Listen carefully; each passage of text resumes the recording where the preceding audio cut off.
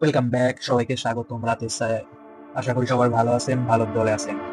আজকের গল্পটি ছায়ামূর্তি পর্ব 3। রাহুলের হাত কাঁপতে লাগলো। মোবাইলের স্ক্রিনে ভেসে থাকা বার্তাটা আবারও জ্বলে উঠলো। আজ রাত শেষ হওয়ার আগেই আমাকে খুঁজে বের করো। হঠাৎ ঘরের বাতি পুরোপুরি নিভে গেল। ঠিক তখনই বিছানার নিচ থেকে ভেসে এলো মৃদু কান্নার শব্দ। রাহুল সাহস করে মোবাইলের টর্চ নিচে ফেলতেই দেখলো একটা পুরনো ডায়েরি পড়ে আছে। ডায়েরির প্রথম পাতায় লেখা, যে আমার ছায়াকে মুক্ত করবে সেই বাঁচবে। পাতা উল্টাতেই একটা ছবি বেরিয়ে এলো।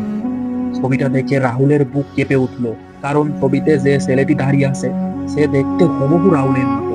আর ছবির পিছনে লেখা, 15 বছর আগে হারিয়ে যাওয়া রাহুল। হঠাৎ ঘরের দেওয়ালে দাঁড়িয়ে থাকা সেই ছায়ামূর্তি ধীরে ধীরে এগিয়ে আসতে শুরু করলো। তারপর ফিসফিস করে বলল, আমি তোমার ছায়া নই, আমি তোমার ছায়া নই, আমি তোমার ছায়া নই, আমি তোমার অতীত।